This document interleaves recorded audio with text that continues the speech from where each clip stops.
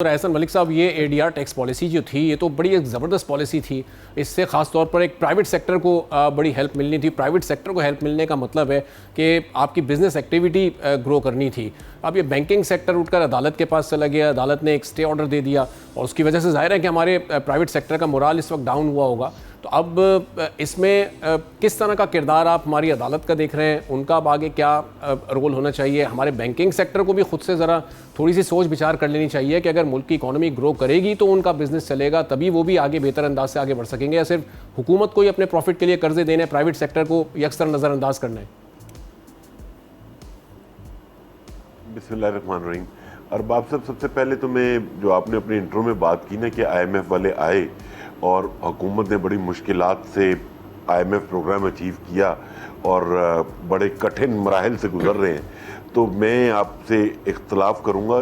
یہ پبلک عوام ہے جس نے آئی ایم ایف کی شرائط کو پورا کیا اور مشکل مراحل سے گزر رہی ہے. دوسری بات جو آپ کا آج کے پروگرام کا ٹاپک ہے, ہمارا اس پاکستان کا المیہ ہی سب سے بڑا یہ ہے کہ ہم دوسرے کی ڈومین میں جا کے کام کرنا پسند کرتے ہیں. جو ہمارا کام ہے اس کو ہم پراپرلی نہیں کرنا چاہتے. جیسے بھی زاہد حسین صاحب نے ذکر کیا, اگر آپ یہ دیکھیں کہ پچھلے دنوں میں ایک ٹیکس انٹروڈیوس ہوا تھا جو کہ 1 ارب کے پروفٹ کے اوپر سپر ٹیکس تھا, وہ بھی آپ کی عدالتوں نے ختم کیا. یہ ریلیف ہمیشہ عدالتیں کٹلائزیشن کو پروموٹ کرتی ہیں.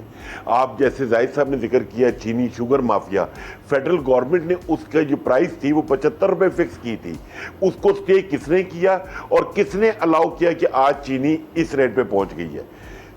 بات یہ ہے ہماری عدالتوں کو بھی سوچنے کی ضرورت ہے اور ہماری حکومتوں کو بھی سوچنے کی ضرورت ہے کہ وہ ایسی ایسی قانون سازی انٹروڈیوس کرواتی ہیں جس کی وجہ سے عدالتوں کو بھی انٹروین کرنا پڑتا ہے. بٹ میری عدالتوں سے ریکویسٹ یہ ہے کہ آپ یہ جو کارٹلائزیشن کو سپورٹ کرتے ہیں اسٹے دے کے, اس کی جگہ اگر آپ ایک عام آدمی کو ریلیف دیں تو شاید آپ کو پذیرائی بھی ملے.